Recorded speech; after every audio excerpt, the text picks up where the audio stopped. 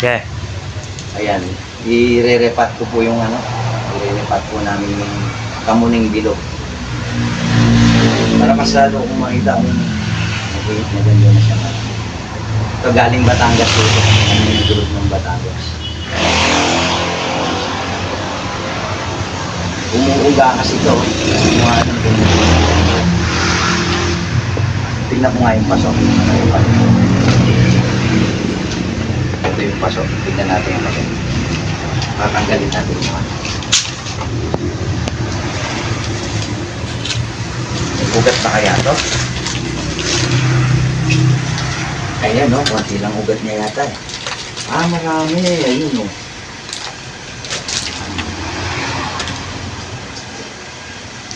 Pwede na. Pwede na na. Alam ba? Reversan muna. Lalagyan natin reversan na. Pasuyo agad din. Kadalasan pag naglilipat po ako, lalo na ano, hindi ako masyadong nagbabawas ng ugat. Hindi ko pa natanggal to, huwag na muna.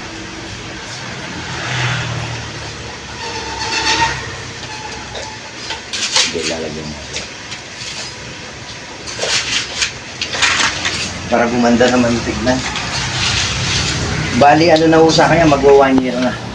Pero binili ko siya, ano na, tubo na. Mas maganda ho pag okay na muna.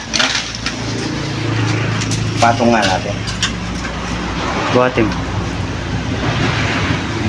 Hindi muna ako masyadong magbabawas ng ugat. Ang tingnan mo lang. Ito. Iniikot pa. Medyo gumanda na sa paso, no? Ganda talaga, kahit sa tao naman yata, pagbago yung sapatos mo, malinis. Magandang tignan. Or parang sa sasakyan, pag naka-tire block yung gulong mo, may fly style ko. Buti nagkaugat na umuuga kasi dun sa dati niya. Ano kasi yun eh, tray yata ng prutas na ubas yun.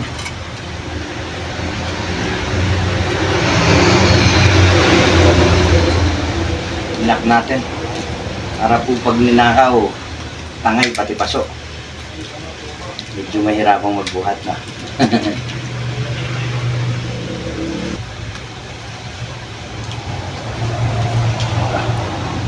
Okay na ba? Hindi po muna ako nagbawas ng ugat.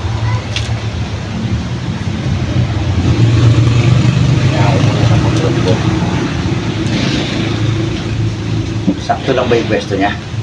Paling mo dito yung ano. Hindi, yung ano. Pag ganun pang konti.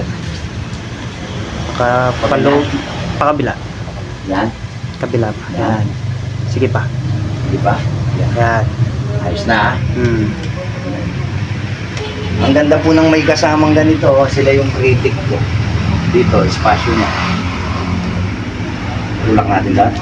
Tulak doon. Sila yung mga kritiko ko dito. Minsan, sa kakakwento ko sa kanila ng bonsai, parang may mas alam pa sila ng paano i-forma.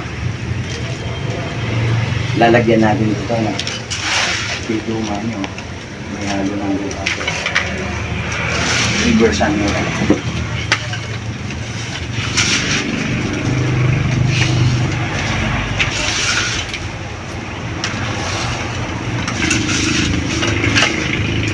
Yan, para safe po kung ako hindi pa talaga ano sa pagbobonsai.